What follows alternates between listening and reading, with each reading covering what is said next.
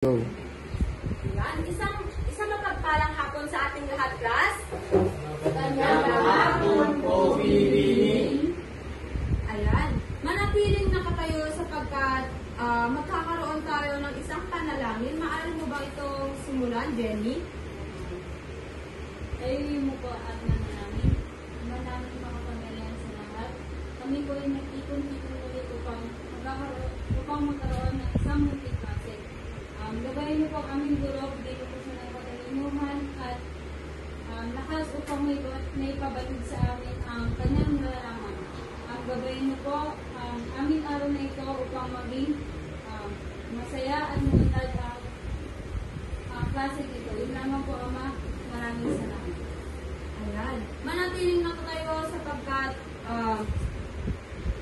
bago pa man kayo umupo sa inyong kinauupuan, ay maaari nyo bang pulutin ang mga nakakalat sa paligid o sa ilalim ng inyong mga upuan. Maraming salamat. Maaari na kayong umupo. Sa inatasan kong tagapagtala ng mga lumiban sa klase, ay maaari ko bang malaman kung sinong wala dito? Yan. Ikinagagalak kong malaman na kumpleto kayo ngayon sa ating klase. Bilang isang mag-aaral, ay ano nga ba ang dapat at hindi dapat gawin habang nagkaklase o nasa loob ng silid-aralan? Maaari mo bang basahin ang una sa listahan, Ariel? Tumakinig sa oras ng klase at iwasan ang pakikipag-usap sa sabi. Itaas ang kamay kung nais sumagot. Ayan. Ang sunod, Charis. Maupo ng maayos at iwasan ang pagkaya kung hindi naman kailangan. At ang huli, Eric. Makinig sa turo at sa mga klase kung ito sa kanito. Ayan. Maraming salamat. Bago pa man tayo dumako sa ating panibagong aralin, ay tayo muna ay magbabalik tanaw o magbabalik aral. Ano nga ulit ang ating nakaraang talakayan? Noong isang araw, Jenny? Ang ating nakaraang talakayan po ay tungkol sa mga boto, teacher, maestro at maestra. Maraming salamat. Kung talaga bang nakinig kayo sa ating nakaraang talakayan noong isang araw, ay maaari mo bang sagutin ang aking katanungan, Ariel? Kung talaga bang nakinig ka, ano ang tungkol sa guro, teacher? Sila yung mga personal na turo sa aming mga mag-aaral at ito yung iba't ibang tawag sa mga guro. Ayan, maraming salamat sa iyong kasagutan. At bago pa man tayo dumako sa ating panibagong aralin, ay may inahanda kong gawain na pinamagatan ko Guess the Word Challenge. Maaari mo bang basahin ang panuto, Eric? Kailangan lamang hulaan ng salita gamit ang mga larawang makakita ng guro upang magkaroon ng puntos. Gamit ang bandilang hawak ng magkabilang grupo, unahan lamang yung lakas at kung unang grupo makakagawa nito ay siyang pasagot. Maraming salamat. Pagdating ang klase sa dalawang grupo. Unang grupo, ayan. Pangalawang grupo, ayan po. May place yan, bro. Yes. Meron po.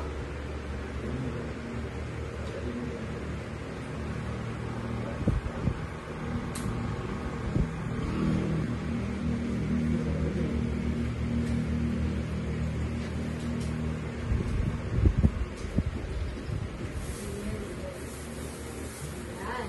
May prize po ito. Kaya naman, galingan ninyo sa pagsagot.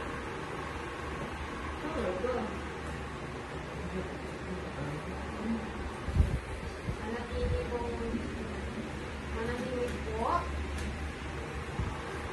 At magsisimula na ang ating laro na tatawagin Guess the Word Challenge.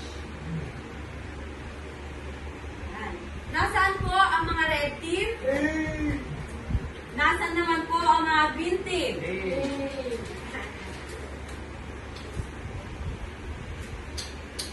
Ang game mechanics ay guess the word that links the 4 to 5 pictures together in 1 minute. Each correct answer carries a point. No searching for answers online, please. The game master's decision are final.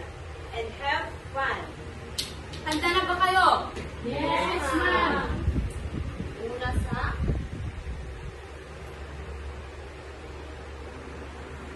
Are you ready? Ma'am. Sa East level.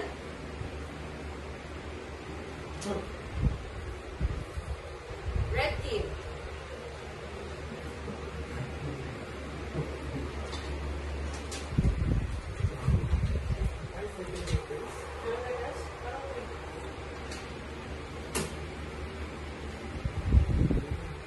May 1 minuto kayo para sumagot.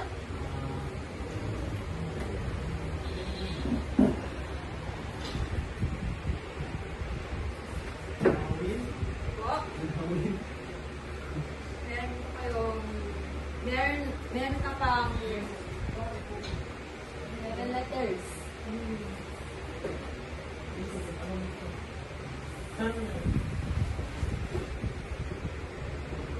Red team. Kultura. Kultura.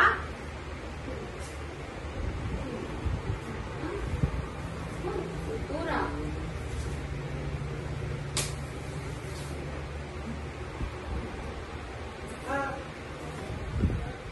Red team. Tagalog. Tingnan natin. Ayan, may 1 puntos ang red team.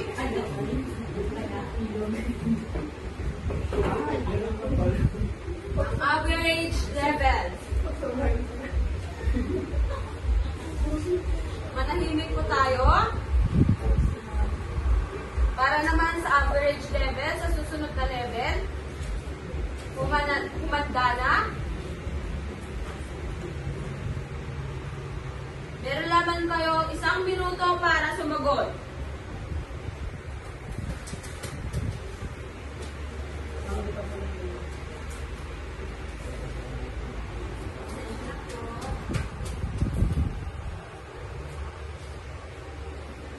Clue, may 20 na letra. May 20 na letra. 20.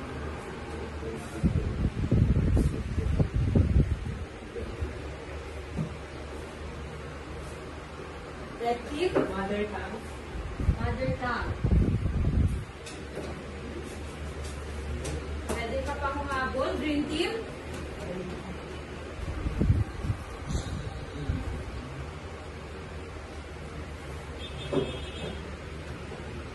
May 18 seconds pa. Filipino. Katakarang Pilipino. Katakarang Pilipino.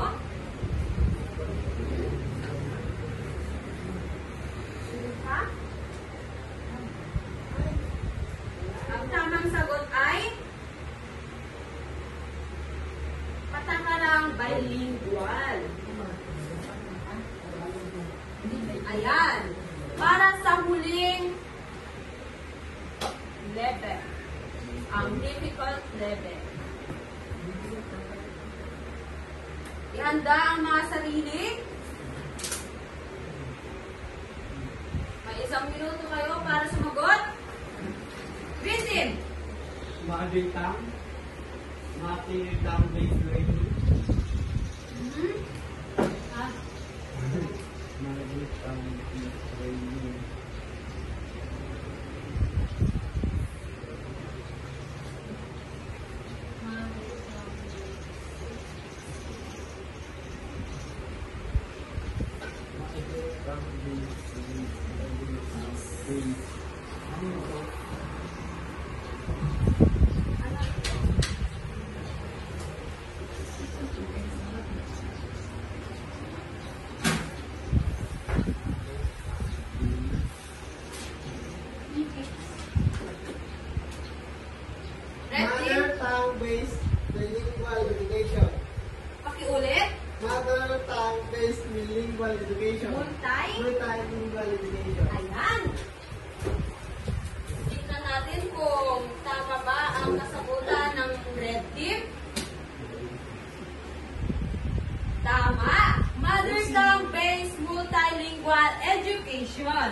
ang red team ay may 2 puntos at ang green team naman ay ayan. Marami pang pagkakataon para bumawi.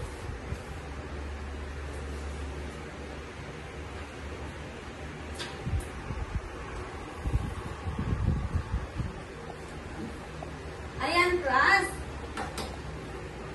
Ang mga salitang iyon ay may kinalaman sa ating tatalakayin o panibagong taksa ngayong araw na pinamagatang Diskurso 24, MTB MNE o Mother Tongue Based Multilingual Education. Ayan. Kung naririnig nyo ba ang Mother Tongue Multilingual Education, ano yung mga kaalaman ninyo tungkol dito? Maaari mo bang subukin ang aking sagutin ang aking katanungan? Eric, ano ang Mother Tongue Based Multilingual Education para sa'yo? Ako ay tatagpuin ang gamit ng sarili yung hindi ka naman mag-aaral bilang unang wikang panturo sa kanilang unang taon na nag-aaral. Ayan, maraming salamat sa iyong kasagutan.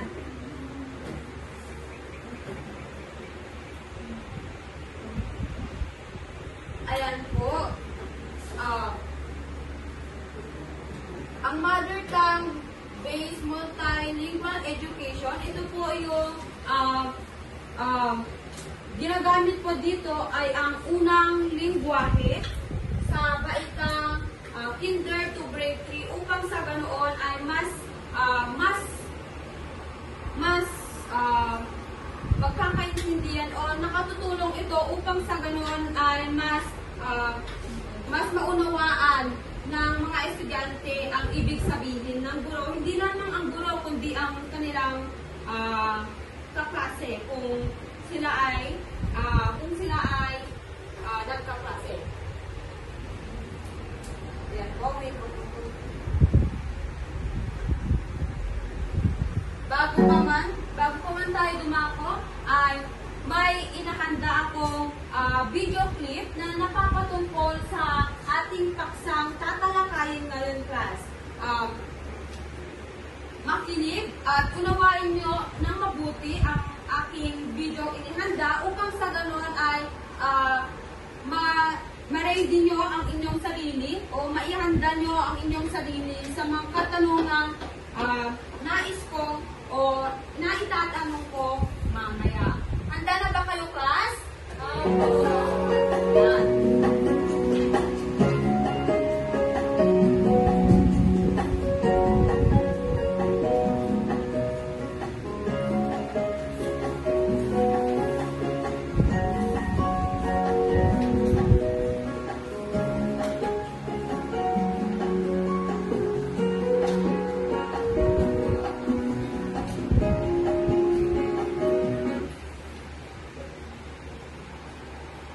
Nagkaroon tayo ng konting problema.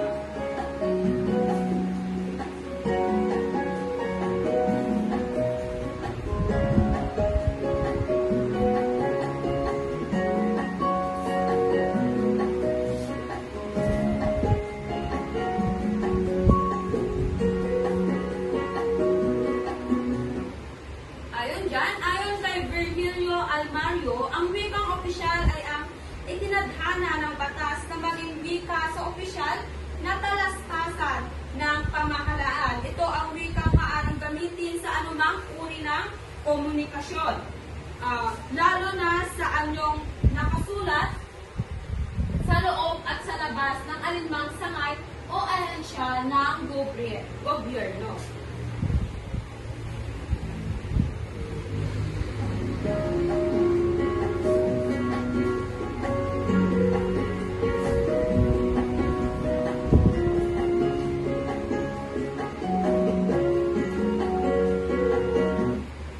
Ayan, ang wikang panturo ang opisyal ng wikang ginagamit sa formal na edukasyon.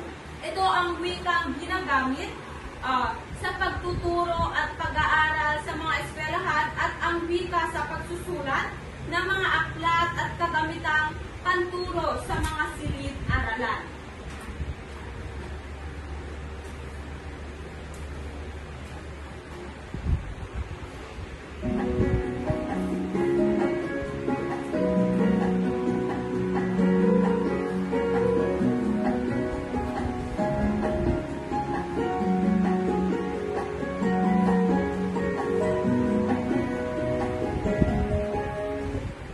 Ayan. Ayon sa itinatadhana ng ating saligang batas ng 1987, Artikulo 14, Seksyon 7, mababasa ang sumusunod. Ukol sa layunin ng komunikasyon at pagtuturo, ang mga wikang opisyal ng Pilipinas ay ang wikang Filipino at hanggat walang ibang itinatadhana ang batas ay ang Ingles. Ang mga wikang panrehiyon ay pantulong sa mga wikang opisyal sa mga rehiyon at magsisilbing pantulong ng mga wikang panturo roon. Dapat itaguyod ng pusa at opisyal ang Kastila at Arabic.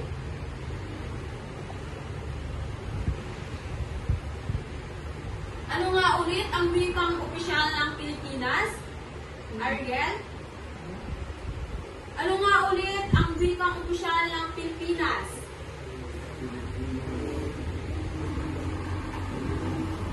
Jenny? Ang wikang opisyal ng Pilipinas ay Filipino. Yan.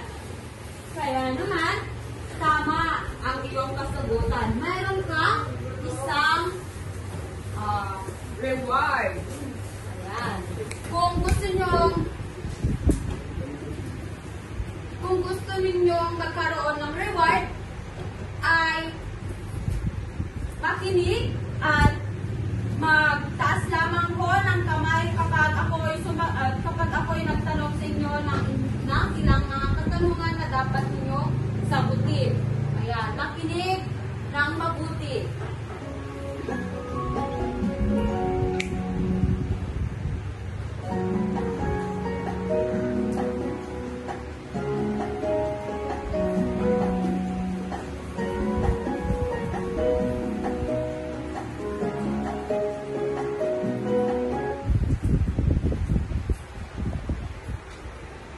Go!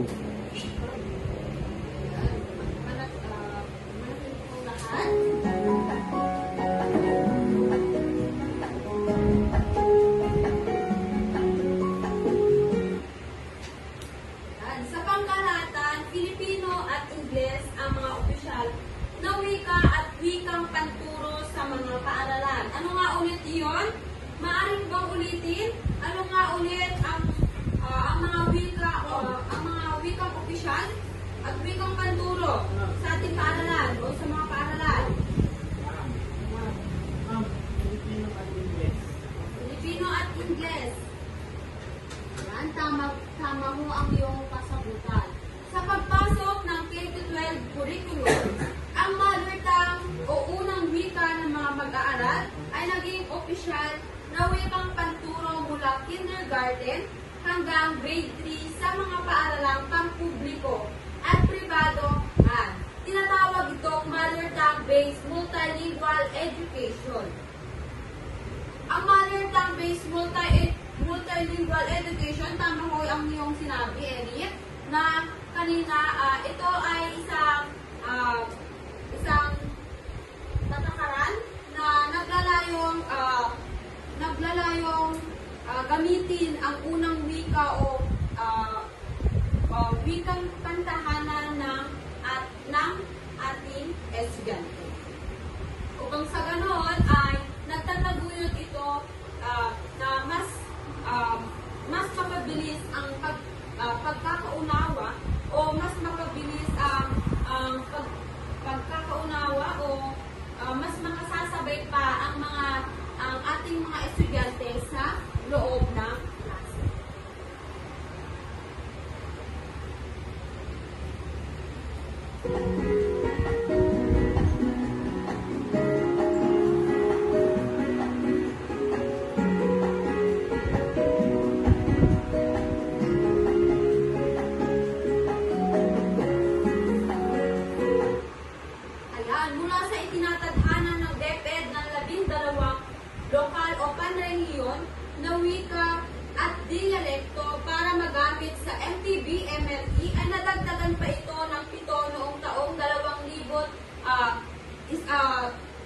13. Kaya sa kasalukuyan ay 19 na wika at dialekto na ang ginagamit tulad ng mga sumusunod. Maaari mo bang basahin? Chari? Tagalog, Kapampangan, Pangasinense? Pangasinan sa Ilocos, Bicol, Cebuano, Barangay, Nagbanak?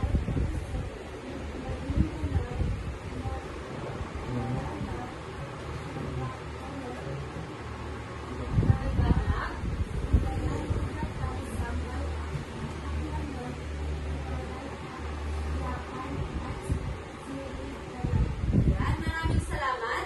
Ang mga wika at dialekto ito ay ginagamit sa dalawang paraan. Una rito ay ang Jenny, pakibasa nga.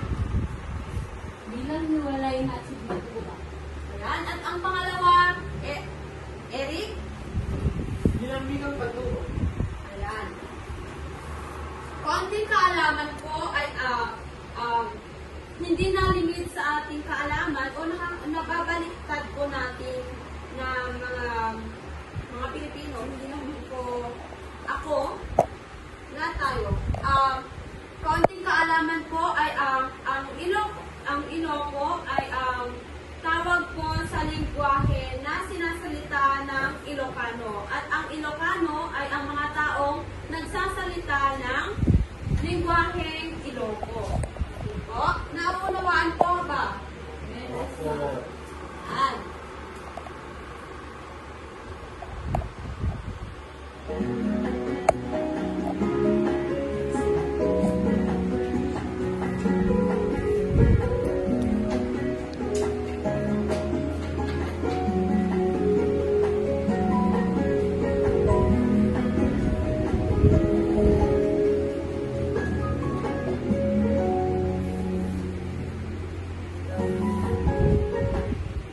Ayan. Ayon kay dating DepEd Secretary, Brother Armin Luistro, ang paggamit ng wikang ginagamit din sa tahanan sa mga unang baitang ng pag-aaral ay makatutulong mapaunlad ang wika at kaisipan ng mga mag-aaral at makapagpapatibay rin ng kanilang kamalayang socio-cultural. Tulad na nga po ng sinabi ko kanina, ang paggamit ng wika ginagamit din sa tahanan ay nakatutulong upang mas lalong mapausbong o mapaunlad hindi lamang ang wika kundi ang kaisipan ng mag-aaral.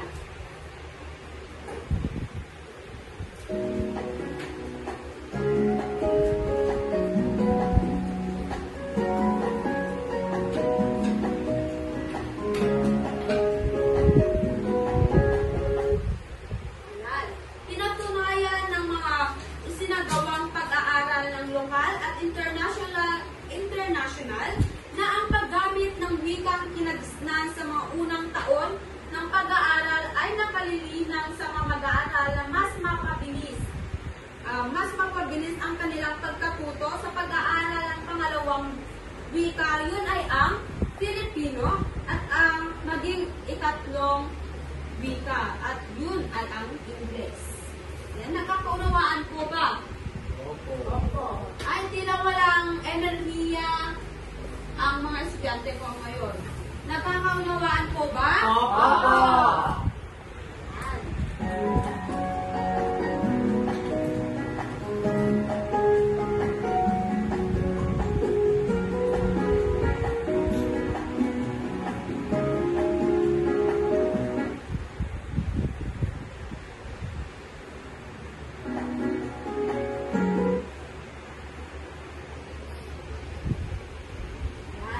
Sa pangkalahatan, ang wikang Filipino at Ingles ay gagamitin at ituturo pa rin sa mga paaralan. Magiging focus sa kindergarten at unang baitang ay katatasan sa pasalitang pagpapahayag. Sa ikalawa hanggang ika-anim na baitang ay bibigyan diin ang iba't ibang komponent ng wika tulad ng pakikinig, pagsasalita, pagbasa at pagsulat.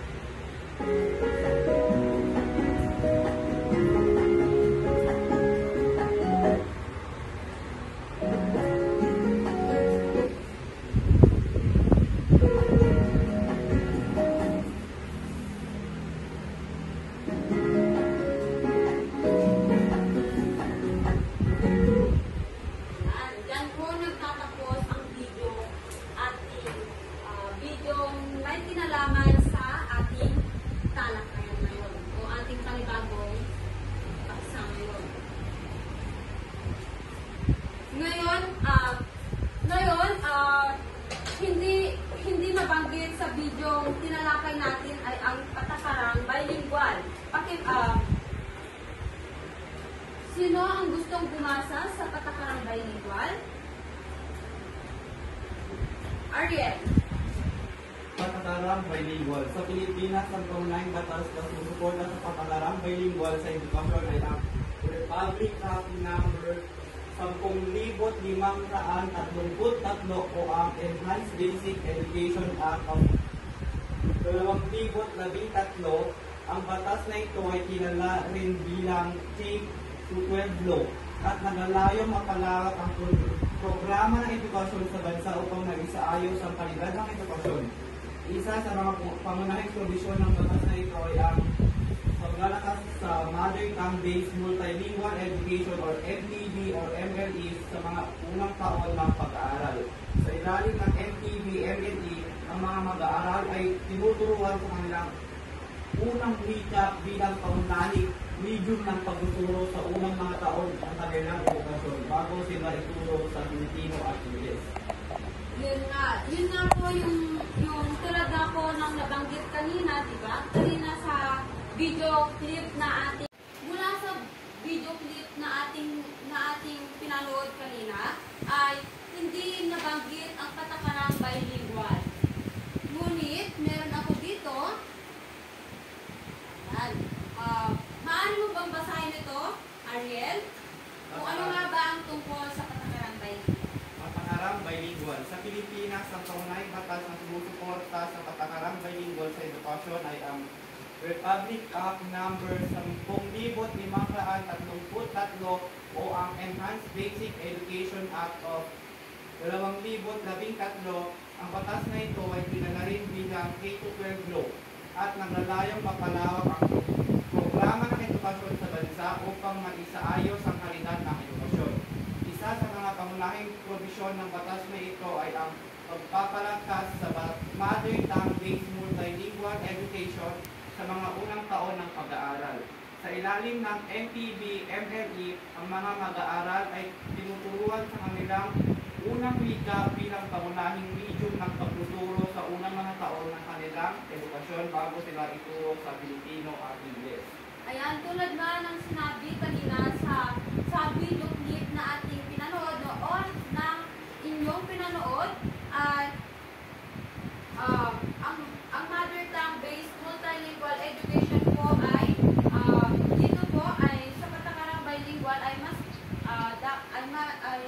naglalayong palakasin ang mother tongue-based multilingual education sa mga unang taon ng pag-aaral. Dahil sa ilalim ng mother tongue-based multilingual education ay ang mga mag-aaral ay tinuturuan sa kanilang inang wika o ang unang wika. Nagkakanuhan po ba? Bilang isang pangunahing medium ng pagtuturo sa unang taon ng kanilang edukasyon bago sila o bago ituro sa kanila ang wikang Filipino at ang Ingles. Sunod, maaari mo ba itong basahin? Angeline. Ang pagpapatupad ng MTB or MLE ay naglalayong mapalalim ang pag-unawa ng mga mag-aaral sa mga konsepto at paksa sa pamamagitan ng kanilang sariling wika at naglalayong mapalakas ang kanilang kakayahan sa pagbasa, pagsulat at pag-unawa sa iba't ibang disiplina. Bukod sa RA 1015P, marami pang iba't ibang patakaran at alintuntunin mula sa kagarawan ng edukasyon ang nagtataguyod ng patakarang bilingual at pagpapatupad ng MTB or MLE sa paaralan sa buong bansa. Ayan, naunawaan po ba ang ibig sabihin niyan? Opo. Ayan, ang kabuuan, ang patakarang bilingual po ay ang patakarang bilingual po ay mga wikang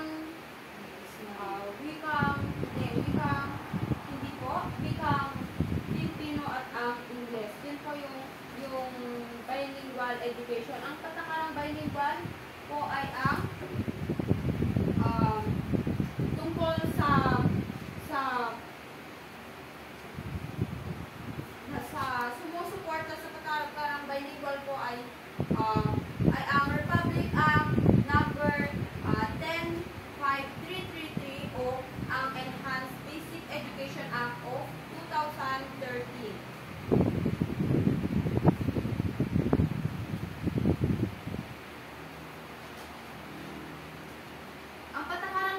bilingual ay kinikilala bilang ano?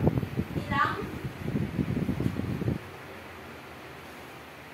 maaari mo bang subukin?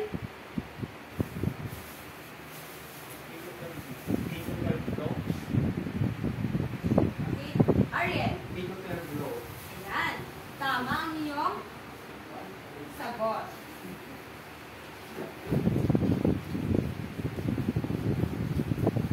Batid kong naunawaan na ninyo ang ating paksang tinalakay ngayon o bagong paksang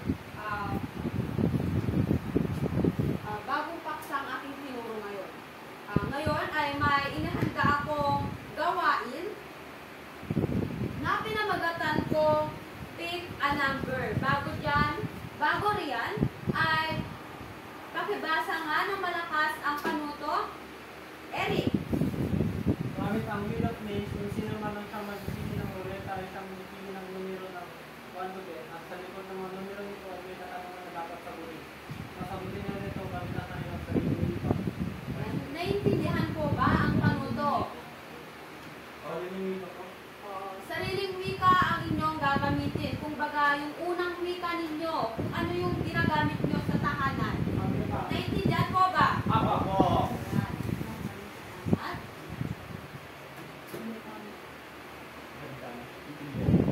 sino ang unang napili o unang dito ka na hindi ka man pinili araw-araw, dito ka pipiliin. Jenny! Pumarito na sa harapan.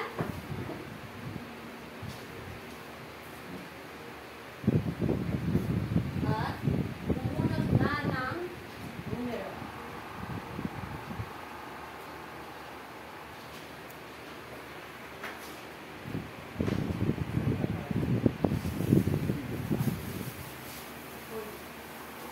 Pakibasa ng malakas ang katanungan na iyong nasagot, ay nabunot.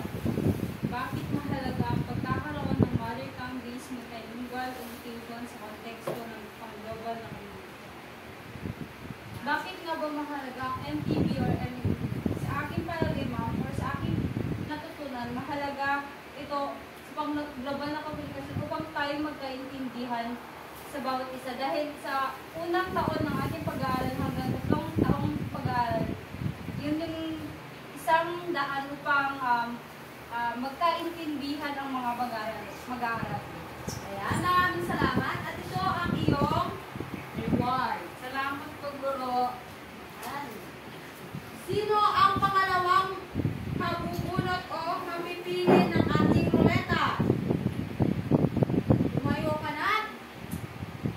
Magpipik na ng number sa harapan. Ayan, kahit.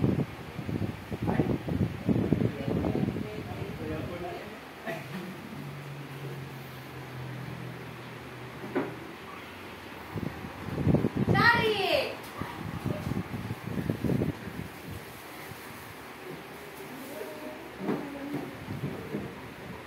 Pumili ka na ng numero sa harapan. Pakibasa ng malakas ang iyong nabunot ng katanungan. Ano ang layunin ng mother tongue-based multilingual education Ano ang layunin ng mother tongue-based multilingual education sa sistema ng edukasyon?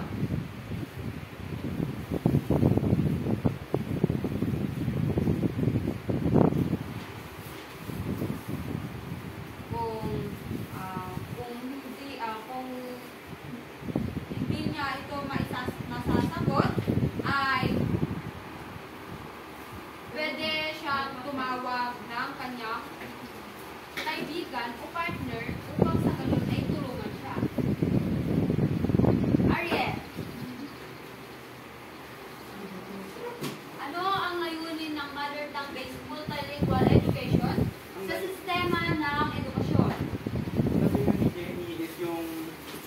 NTV or MLE, ito yung unang wika na ginagamit ng mga mag-aaral sa unang bilang ng kanilang pagtuturang sa ikatlong grade camp. Yung layunin nito is yung tayong mga estudyante, yung mga mag-aaral is magkakaintindihan. Ayan, maraming salamat sa inyong kasagutan. Ito ang inyong reward.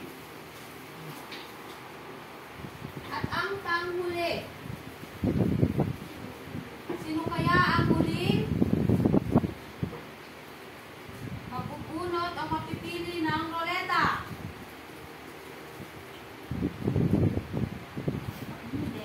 Jenny, tapos ba?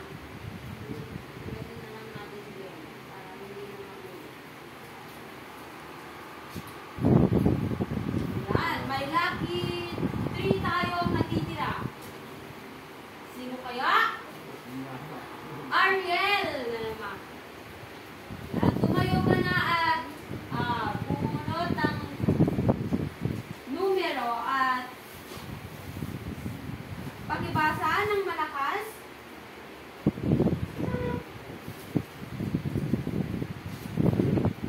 Paano nakaka-apekto ang NTV or MLE sa mga guro sa kanilang paraan ng pagtuturo?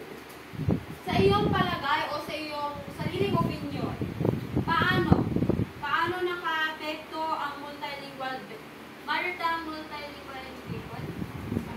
Mother tongue based multilingual education. Based sa aking opinion, nakaka-apekto ang MTV or MLE sa mga guro sa kanilang paraan ng pagturo.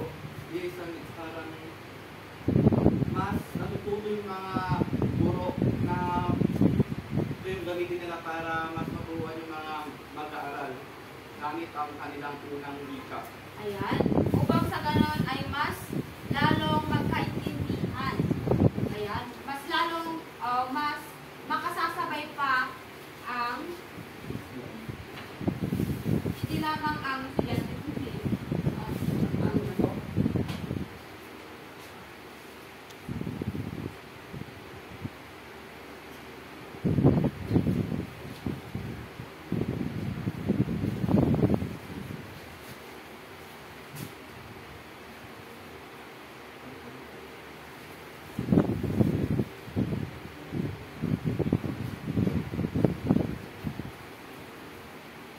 Ayan.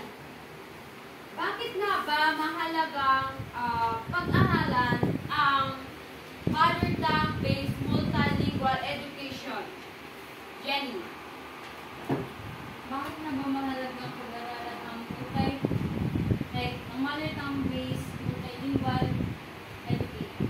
Para sa akin, ito ay naglalayo ng magandang edukasyon o pagpapanunod ng edukasyon at may katagulad ang sariling wika natin at socio-cultural at magiging identidad ng isang mag-aaral ito pang kagisnan ang kanilang unang wika or inagisnan wika. Yun lang po.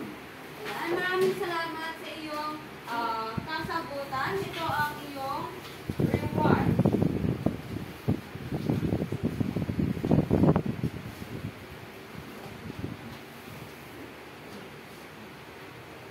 Ayan. Batid kong naunawaan nyo na talaga ang ating tinalakay ngayon. Mayroon akong gawain na inihanda para sa inyo. Ito ay pinamagatan kong Venn diagram. Maaari mo bang basahin ang panuto? Sorry. Sa puro ng Venn diagram, isulat ang pagkakatulad at pagkakaiba ng patakaran ng bilingual at MTV, MLE, gawin ito sa loob ng ibang grupo. Ayan. Ayan. By group na lamang po. Yung mga dati pong grupo ninyo, yun na lamang po kayo. Ayan. May 5 minuto kayo upang isagawa ito. Ayan. At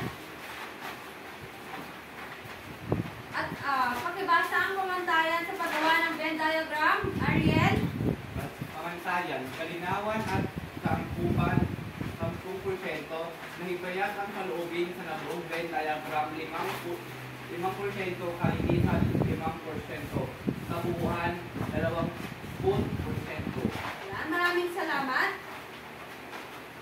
Ang inyong minuto ay magsisimula na.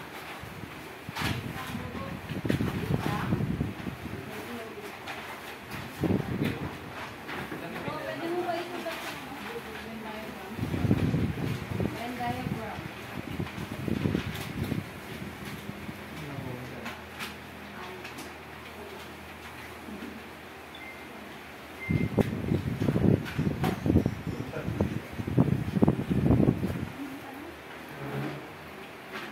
MTBM.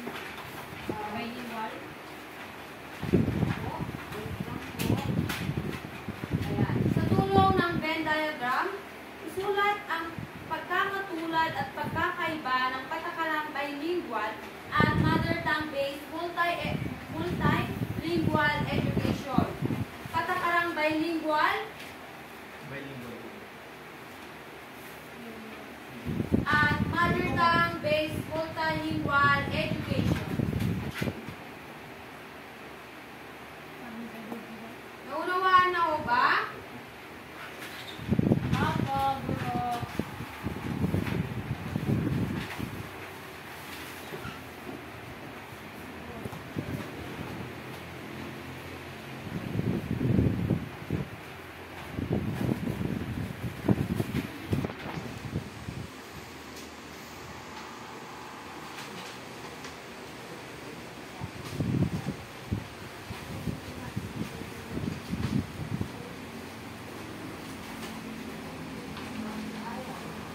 Magsimula na kayo at nagkaroon lamang ng konting problema sa ating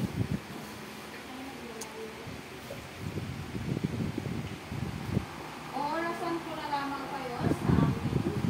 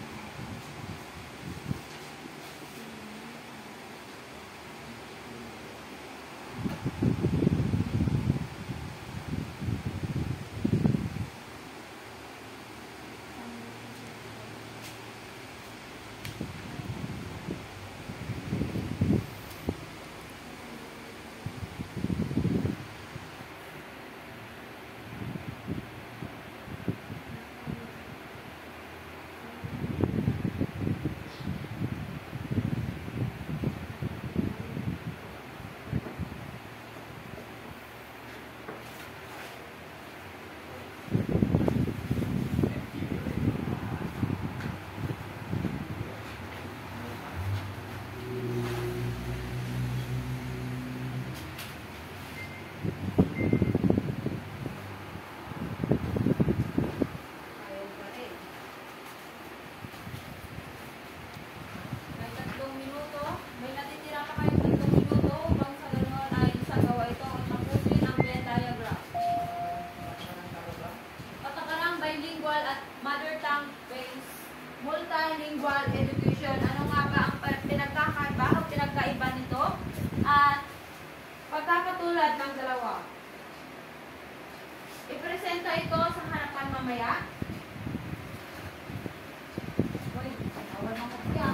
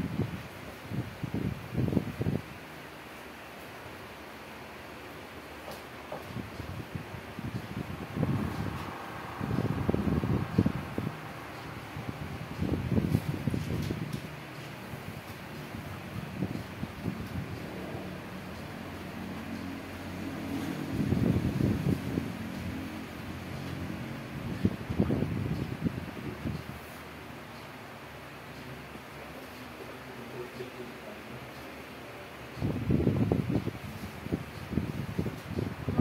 sundin yan sapagkat late na po ito.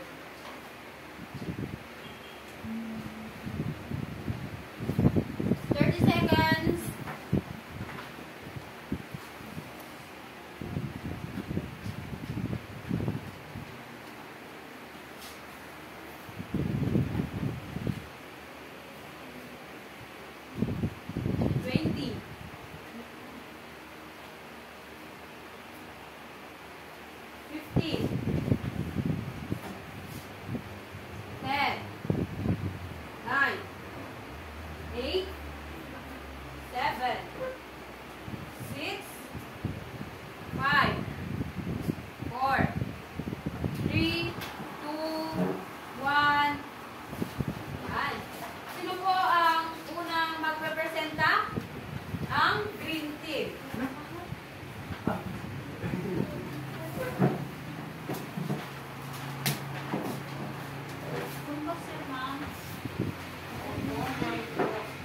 Ibabalat ko lang tabla. Yes.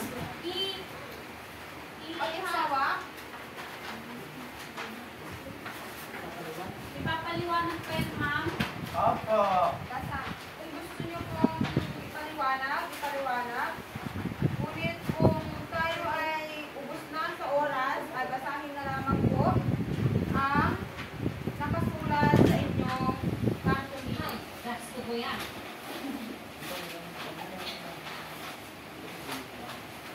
Mami, lagyan natin na ito.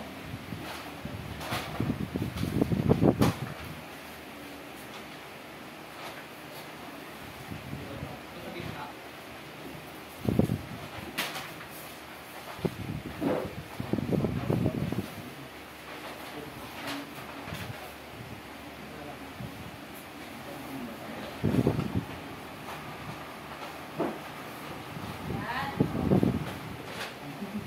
Lagyan nyo na ho ng pandikit yan para hindi po tayo gawin sa oras.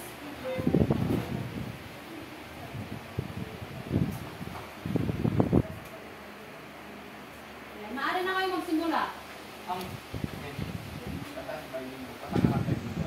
Patakarang bilingual, nalalayo mapalalim ang pag-unawa ng mga mag-aaral sa mga konsepto at paksa sa pamamagitan sa pamamagitan ng kanilang sarili. So dito is yung patakarang bilingual, dito nila Ginagamit nila ito yung patakaran bilingual upang mas matuto yung mga mag-aaral na magamit or makita ang konsepto ng kanilang sariling wika o kanilang unang wika. Ang patakarang MTV or MLE, ang MTV or MLE ito ay isang una o inang wika bilang pangunahing medium ng pagkatuto. Ito nakabatay ang kanilang kamalayan sa kultura at sosyo-kultural na pag-aaral. Then yung pagkakatulat nila is ang layunin ng patakaran ng bilingual at MTV or MLE is pinapausbong nito ang ating yung pakikinig, pagbasa, pagsasalita at pagsusulat. Maraming salamat.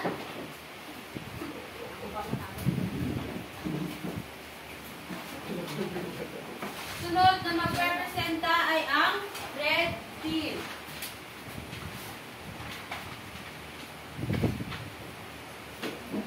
Gandang hapon po, Bulok. Amin po irepresenta ang pagkakaiba at pagkakatulad ng bilingual at MTV MLE. Sa salitang bilingual, ang salitang bilingual ang kasaad ng dalawang wika. Ito ay ang wikang Pilipino at Ingles. Kilala din ito bilang K-12 Ang bilingual, sa salitang bi, dalawa. So, ang wikang ito ay ang Ingles at ang Filipino. Kilala ito bilang K-12 ayon sa Artikulo 10,533,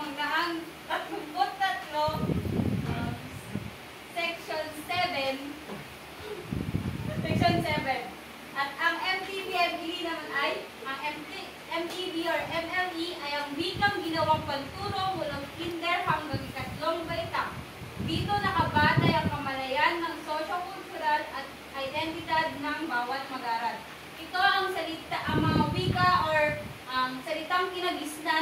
ng bata at na ginagamit sa unang pag-aaral nila mula kinder hanggang ika-3 baita. Ang kanilang pagkakatulad ay mayroon silang layunin na mapaunlad ang kalidad ng edukasyon at maraming salamat. Napakahusay ng inyong mga sagot. Ang Green Team ay nakakuha ng 9 puntos at ang Red Team ay nakakuha ng 10 puntos. Palakpakan ang inyong mga sarili. Ayan.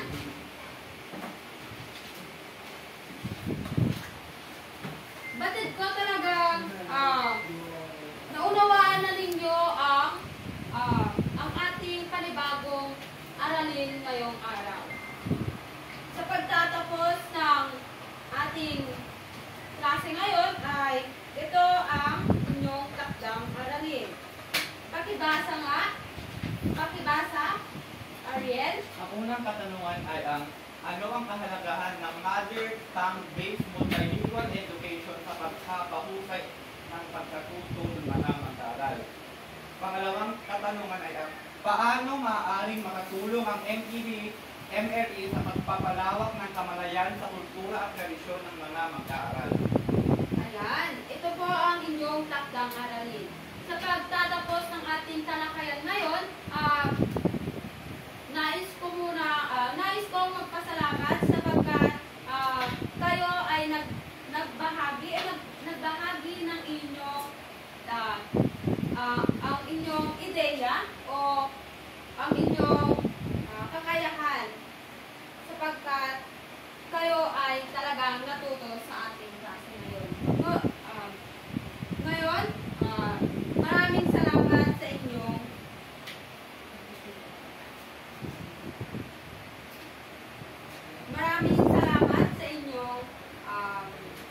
pakikipag